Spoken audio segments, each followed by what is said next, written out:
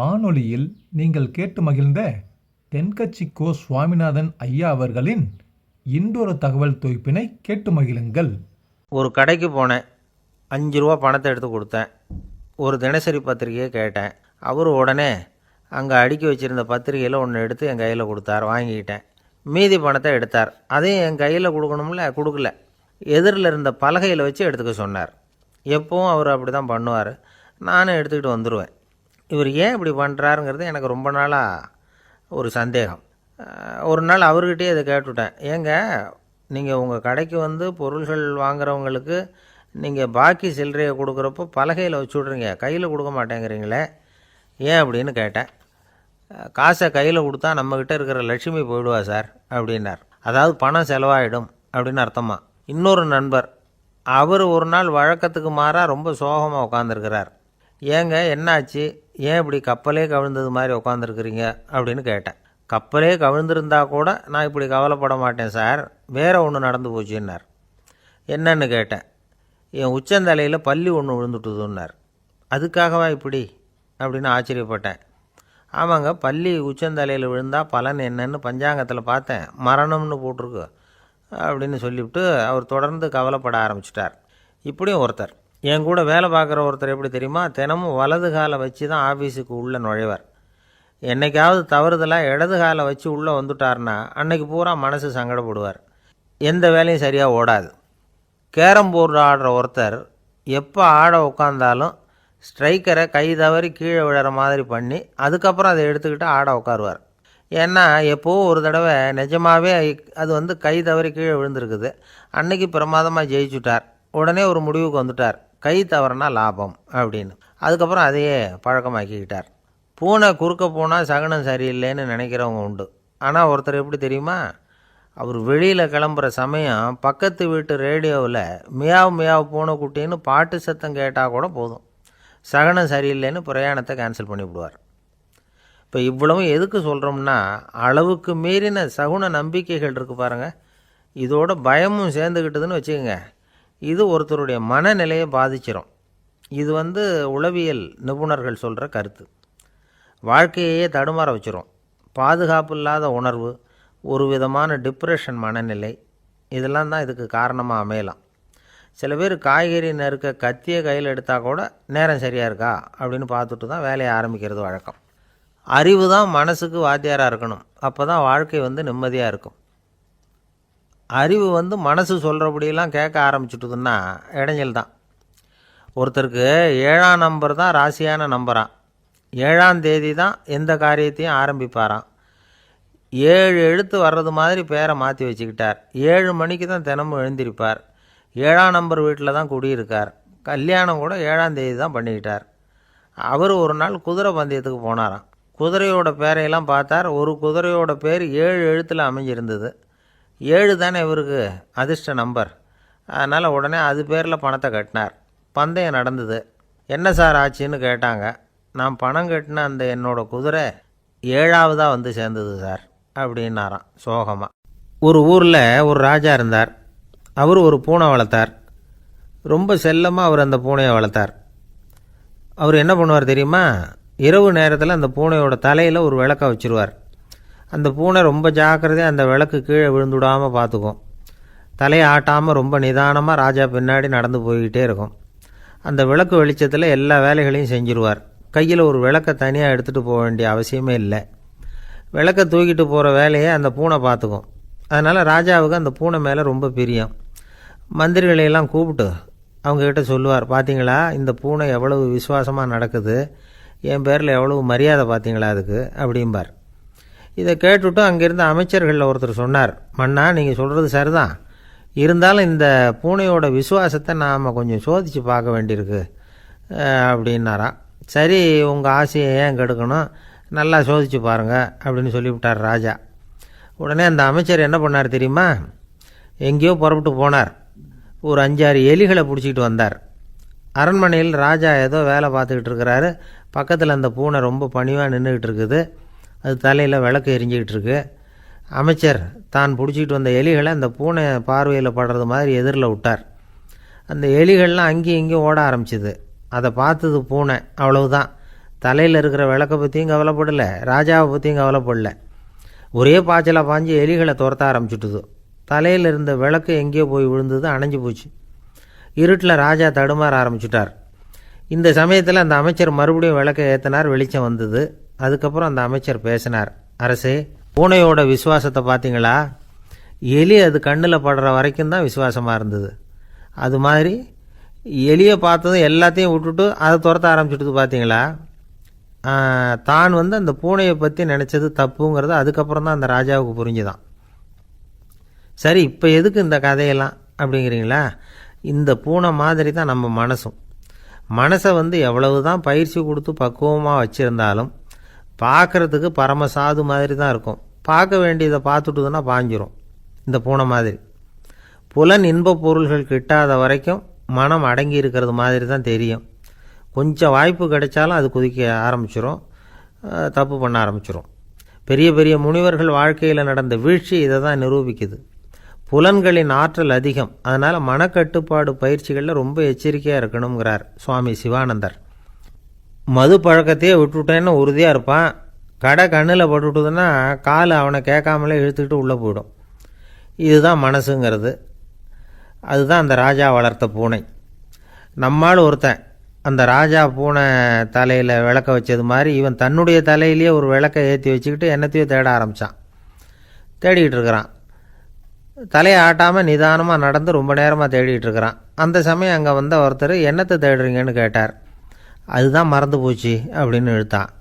சரி, கொஞ்சம் இப்படி உட்காருங்க, ஞாபகம் வந்ததும் தேட ஆரம்பிக்கலாம் அப்படின்னார் அவர். இவன் கொஞ்ச நேரம் உட்காந்து யோசித்தான். அப்புறம் திடீர்னு எழுந்திரிச்சான். ஞாபகம் வந்துட்டுதுன்னா. என்னன்னு கேட்டார். எங்கள் வீட்டில் இருந்த விளக்கை எங்கே வச்சேன்னு தெரியல, அதை தான் தேடிக்கிட்டு இருக்கிறேன், ஏற்றி வைக்கலாம்னு பார்க்குறேன் அப்படின்னா. ஒரு விவசாயி விதைக்கிறதுக்காக வயல்வெளி பக்கம் போகிறார். விதைகளை அள்ளி வீசினார். அப்போ என்ன ஆச்சுன்னா, சில விதைகள் பாதை ஓரத்தில் விழுந்தது. சில விதைகள் முள் செடிகள் மண்டி இருந்த புதருக்கு இடையில் விழுந்தது. சில விதைகள் நல்ல நிலத்தில் விழுந்தது. பாதை ஓரத்தில் விழுந்த விதை என்ன ஆச்சுன்னா, அதெல்லாம் பறவைகள் கண்ணில் போட்டுவிட்டுது. உடனே உட்காந்து கொத்தி தின்னுட்டு போட்டுது. அதிகமாக மண் இல்லாத பாறை பகுதியில் விழுந்த விதையெல்லாம் லேசாக வேர் விட்டு முளைக்க ஆரம்பிச்சிது. அதுக்கப்புறம் வேர் கீழேயும் ஆழமாக போக முடியல, மேலேயும் சூரிய வெப்பம் அதிகம் தாங்க முடியல, எல்லாம் காஞ்சி கருகி போட்டுது. புதர் பகுதியில் சில விதைகள் விழுந்தது இல்லையா, முள் செடிகள் காடாக மண்டி போயிருந்தது. அதனால் முளைச்சி வர்ற செடிக்கு நெருக்கடி அதிகமாக போட்டுது. சரியாக வளர முடியல, விளைச்சலும் சரியாக இல்லை. நல்ல நிலத்தில் விழுந்த விதைகள் மட்டும் நல்லா முளைச்சிது, நல்லா வளர்ந்தது, விளைச்சலும் பிரமாதமாக இருந்தது.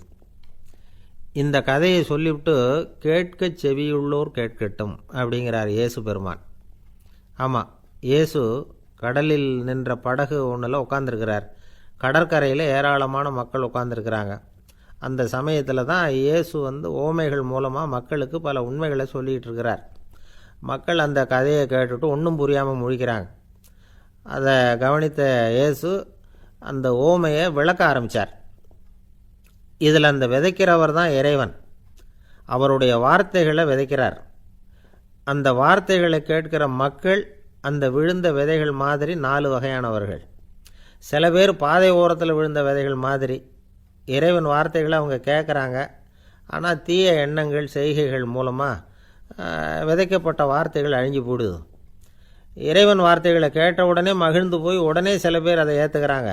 இவங்கெல்லாம் அந்த பாறை பகுதியில் விழுந்த விதைகள் மாதிரி. அதனால் இவங்கெல்லாம் வேறு இல்லாதவங்க. கொஞ்ச காலத்துக்கு இறை வார்த்தைகளுக்கு கீழ்ப்படிந்து நடப்பாங்க. அதனால் ஏதாவது இடைஞ்சல் ஏற்பட்டால் உடனே தடுமாறுவாங்க. தங்கள்கிட்ட இருக்கிற நல்ல பண்புகளை விட்டுட்டு பாவ வழிகளுக்கு போயிடுவாங்க. முள் செடிகளுக்கு இடையில் விழுந்த விதைகள் மாதிரி உள்ளவங்க யாருன்னா, இவங்களுக்கு உலக கவலை உண்டு, செல்வத்தின் மீது மயக்கம் உடையவர்கள். உலக ஆசைகள் இவங்களுக்குள்ளே பூந்துடுறதுனால அங்கே இருக்கிற நல்ல பண்புகள் மறைஞ்சு போயிடுது. அதனால் அவங்களும் உபயோகம் இல்லாதவங்களாக ஆயிடுறாங்க. நல்ல மனிதர்கள் நல்ல நிலத்தில் விழுந்த விதைகளுக்கு ஒப்பானவர்கள். இவங்க இறை வார்த்தையை கேட்குறாங்க, அதை ஏற்றுக்கிறாங்க, அவங்களும் நல்லபடியாக வாழுறாங்க, அடுத்தவங்களுக்கும் உபயோகமாக இருப்பாங்க. இதுதான் இயேசு சொன்ன விளக்கம்.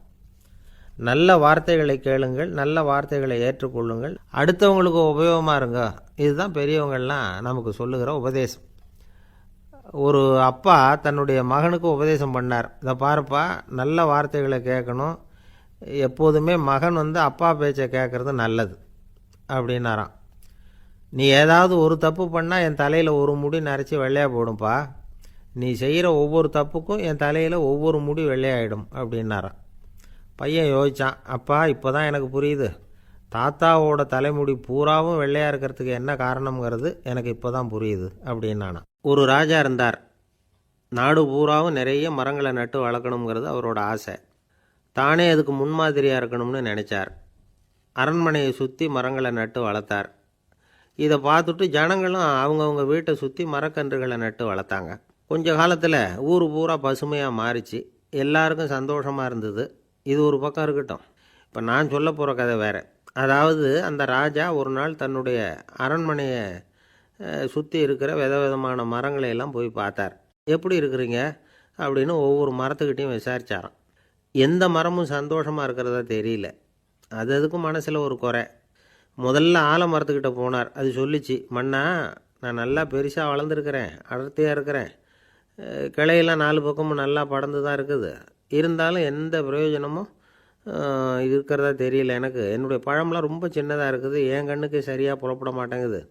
நான் இருக்கிற சைஸுக்கு என்னுடைய கிளையில் இருக்கிற பழம்லாம் எவ்வளோ பெருசாக இருக்கணும், அது இத்தினூண்டு இருக்கிறது எனக்கு பெரிய அவமானமாக இருக்குது. இப்படி இங்கே நின்றுக்கிட்டு இருக்கிறதே ரொம்ப கூச்சமாக இருக்குது. ஒரு நல்ல புயல் வந்ததுன்னா பேசாமல் சாஞ்சு விடலாமான்னு பார்க்குறேன் அப்படின்னு புலம்புது ஆலமரம். சரி இருக்கட்டும்னு நினச்சிக்கிட்டு ராஜா அடுத்தபடியாக ஒரு அத்தி மரத்துக்கிட்ட போனார். அதுவும் புலம்ப ஆரம்பிச்சுட்டுது. நான் கூட பெரிய மரம்தான், இல்லை இலையெல்லாம் அழகாக தான் இருக்குது, பழம் அழகாக இருக்குது, இருந்தாலும் உள்ள விஷயம் இல்லையே, அத்தி பழத்தை புட்டு பார்த்தா அத்தனையும் சொத்தை அப்படின்னு பழமொழியே உண்டாயிட்டுதே, இப்படி ஒரு கெட்ட பேரோடு நான் இருக்கணுமா அப்படின்னு புலம்புது அது. சரி இது இருக்கட்டும் அப்படின்னு சொல்லி அடுத்தபடியாக வேப்ப மரத்துக்கிட்ட போனார். அது தன்னுடைய வேதனையை வெளியிட்டது. எனக்கு எவ்வளவோ மருத்துவ குணங்கள்லாம் இருக்கிறதா சொல்லிக்கிறாங்க, இருந்தாலும் என்ன பிரயோஜனம், என்னுடைய பழத்தை மனிதர்கள் யாரும் விரும்பி சாப்பிட்றது இல்லையே அப்படின்னுது. ராஜா அடுத்தாப்புல இருந்து ஒரு பனை மரத்துக்கிட்ட போனார். நான் நல்லா உயரமாக தான் வளர்ந்துருக்கிறேன், மற்ற மரங்கள்லாம் என்னை அண்ணாந்து தான் பார்க்கணும், இருந்தாலும் என்கிட்ட நிழலுக்காக யாரும் ஒதுங்கிறது இல்லையே அப்படின்னுது. என்ன இது எல்லா மரமும் இப்படி திருப்தி இல்லாமல் இருந்துக்கிட்டு இருக்குதே அப்படின்னு நினச்சிக்கிட்டே ராஜா அடுத்தபடியாக அங்கே இருந்த ஒரு பைன் மரத்துக்கிட்ட போனார். அழகாக உயரமாக பசுமையாக தான் இருந்தது, ஆனால் பழமோ பூவோ கிடையாது. அதை நினச்சி அது வருத்தப்பட்டுக்கிட்டு இருக்குது. ஓக் மரம் அது ஒன்று நின்றுட்டு இருந்தது. அது என்ன சொல்லிச்சுன்னா, இலையுதிர் காலத்தில் என் மேலே இருக்கிற எல்லா இலைகளும் உதிர்ந்து போடுது, முடி கொட்டின மனிதர்கள் மாதிரி மொட்டையாக நான் நிற்க வேண்டியிருக்குது, என்ன வாழ்க்கை இது அப்படின்னு சொல்லி அழுத்துக்கிட்டது. சரி புளிய மரம் என்ன சொல்லுது பார்ப்போம்னு அதுக்கிட்ட போனால், என்னுடைய நிழலில் யாருமே தங்க மாட்டாங்க, உடம்புக்கு சூடுன்னு ஒதுங்கி போயிடுவாங்க, அடிமரத்தை பார்த்திங்கன்னா பட்டையெல்லாம் உறிஞ்சி பார்க்குறதுக்கே கேவலமாக இருப்பேன் அப்படின்னுது அது. முருங்கை மரம் என்ன சொல்லிச்சு தெரியுமா, என்னுடைய இலை காயெல்லாம் சாப்பிட்றவங்களுக்கு சத்து கொடுக்கறது வாசவம்தான், ஆனால் என் உடம்புல சத்தே கிடையாது, கொஞ்சம் வேகமாக காற்று அடிச்சதுன்னா முறிஞ்சி விழுந்துடுறேன், என்ன வாழ்க்கை இது அப்படின்னு சொல்லி அது வருத்தப்பட்டது. ராஜா யோசனை பண்ணார், என்ன இது மரங்கள் பூமியின் வரங்கள்னு சொல்கிறோம், மழை பெய்யறதுக்கு அதுதான் காரணம், பூமி செழிப்பாக இருக்கிறதுக்கும் அதுதான் காரணம், வீடு கட்டுறதுக்கு மரம், நாற்காலி செய்ய உபயோகப்படுத்துறதுக்கும் அதுதான் உபயோகப்படுது, மனுஷனுக்கு வேண்டிய ஆகாரங்களையும் கொடுக்குது, இப்படிலாம் இருந்தும் எல்லா மரமும் நிம்மதி இல்லாமல் இருந்துக்கிட்டு இருக்குதே அப்படின்னு நினச்சார். அப்போது அங்கே இருந்த ஒரு மகிழ மரம் அவர் கண்ணில் பட்டுது. அந்த மரம் மட்டும் கொஞ்சம் நிம்மதியாக மகிழ்ச்சியாக இருக்கிறது மாதிரி தெரிஞ்சுது. உடனே ராஜா அதுக்கிட்ட போனார். உனக்கு மனசில் எதுவும் குறை இல்லையான்னு கேட்டார். இல்லை, நான் சந்தோஷமாக தான் இருக்கேன்னு அந்த மகிழ மரம். அப்படியான்னு ஆச்சரியமாக கேட்டார் ராஜா.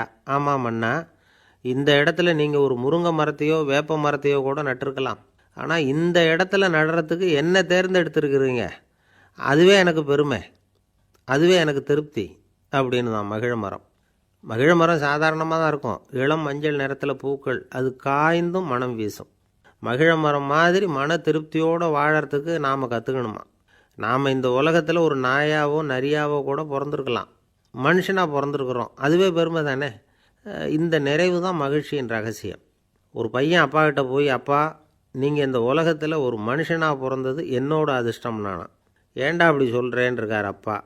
நீங்கள் ஒரு கரடியாக பிறந்திருந்தா இந்நேரம் நானும் ஒரு கரடி குட்டியாக தானே இருந்திருப்பேன் அப்படின்னு நானா பையன். துருக்மேனியாவில் அஷ்காபாத் அப்படின்னு ஒரு நகரத்தில் ஒரு புவியியல் விஞ்ஞானி இருந்தார். அவர் ஒரு நாய்க்குட்டி வளர்த்தார். ஒரு நாள் முன்னிரவு நேரம் ஒரு மேஜைக்கு முன்னாடி உட்காந்து அந்த விஞ்ஞானி ஏதோ கணக்கு போட்டுக்கிட்டு இருக்கிறார். அவருக்கு ஒரு சின்ன பெண் குழந்தை, அது தொட்டிலில் தூங்கிட்டு இருக்குது. அந்த நாய்க்குட்டியும் ஒரு மூலையில் படுத்து அது பாட்டுக்கு தூங்கிட்டு இருந்தது.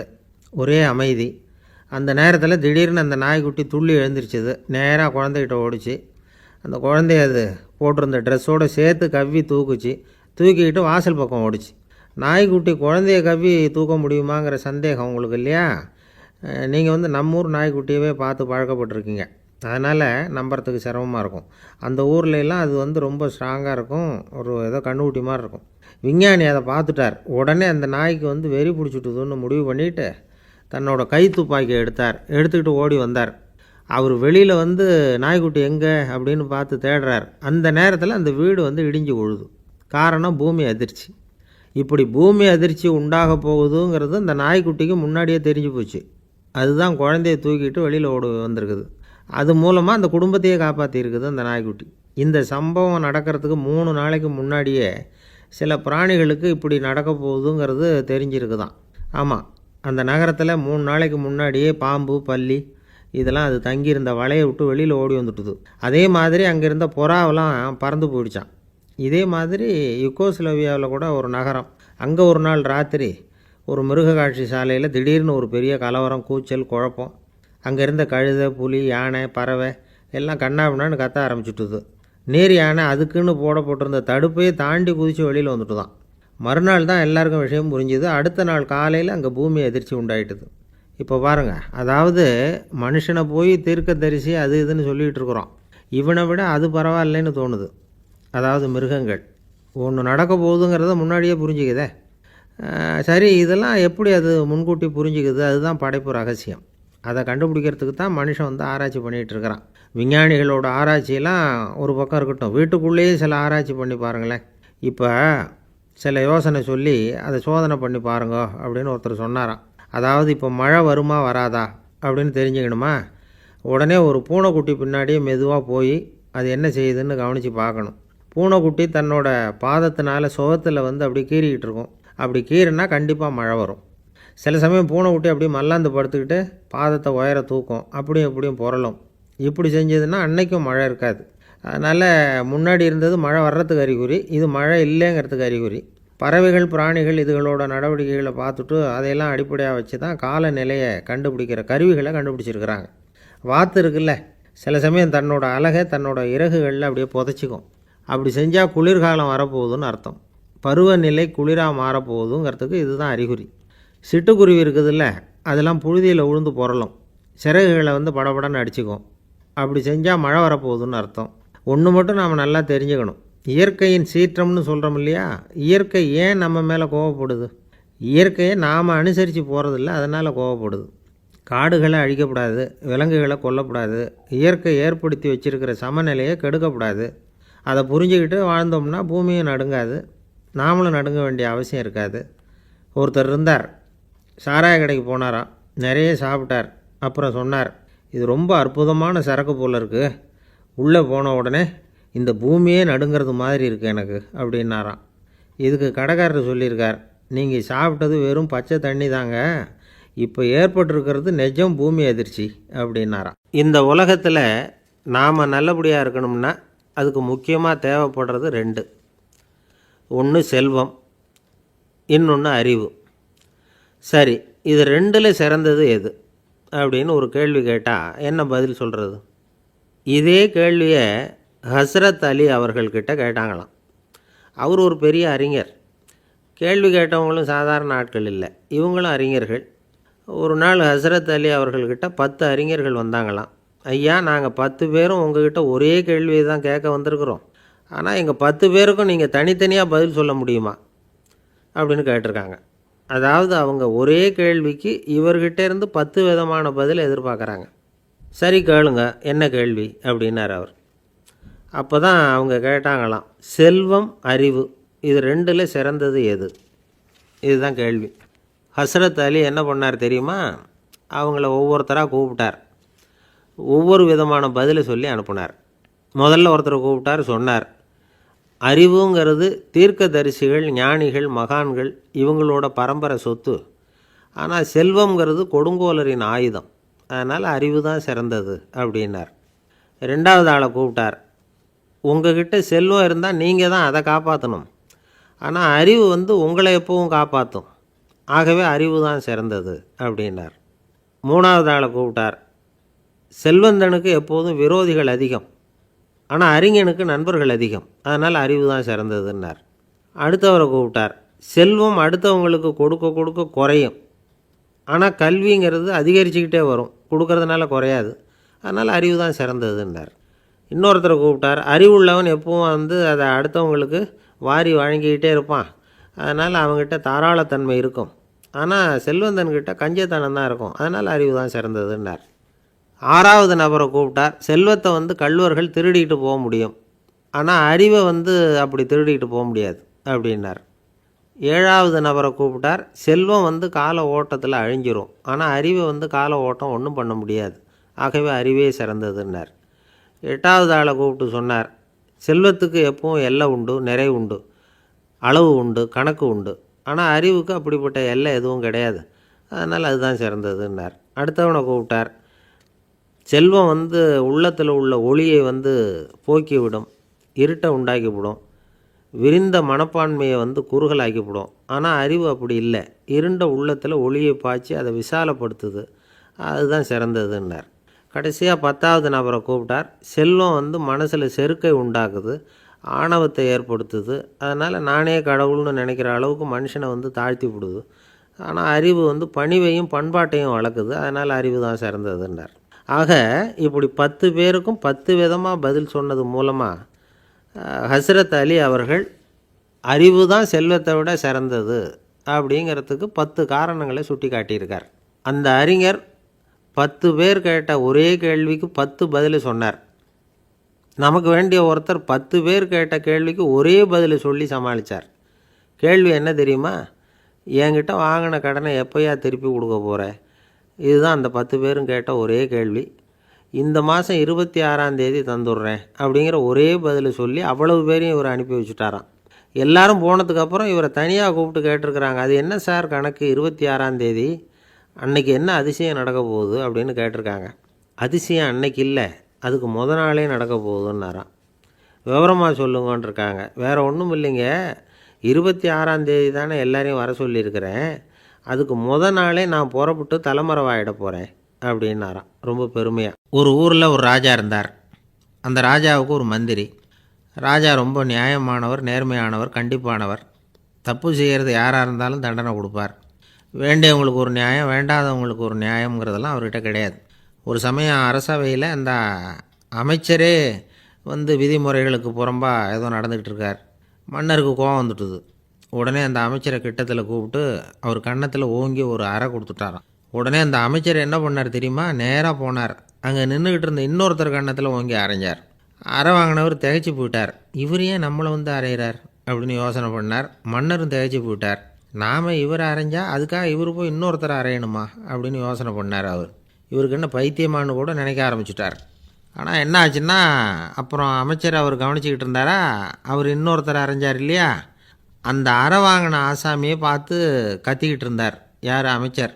ஏன்பா என்கிட்ட அறையை வாங்கிக்கிட்டு இப்படி விவரம் இல்லாமல் நின்றுக்கிட்டு இருக்கிறிய, நான் உனக்கு கொடுத்ததை நீ வேறு யாருக்கிட்டையாவது கொடுத்துரு அப்படின்னார்.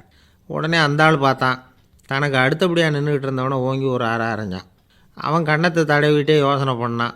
இது ஏதோ புரிஞ்சுக்கிட்ட மாதிரி அடுத்தாப்பில் நின்றுக்கிட்டு இருந்தவனை அரைஞ்சான். இப்படி இந்த அறை மாறி மாறி போய்கிட்டே இருக்குது. ஊர் பூரா பிரயாணம் பண்ண ஆரம்பிச்சுட்டுது. அன்னைக்கு ராத்திரி அந்த ராஜா படுக்கிறதுக்காக போனார். அந்த நேரம் பார்த்து அவர் கன்னத்தில் பலார்னு ஒரு அறை விழுந்தது. நம்மளே அரையிறது யார் அப்படின்னு அதிர்ச்சியோட மன்னர் திரும்பி பார்க்குறாரு. அரைஞ்சது அவரோட மனைவி. என்னாச்சு உனக்குன்னு கத்துனார் ராஜா. உங்களுக்கு தெரியாதா, ஊர் பூரா ஒருத்தர் மாற்றி ஒருத்தர் மூலமாக இந்த அறை பிரயாணம் பண்ணிட்டு வருது அப்படின்னாங்க அந்த அம்மா. அப்படின்னா ஆரம்பித்த இடத்துக்கே வந்துட்டுதா அப்படின்னாராம் மன்னர்.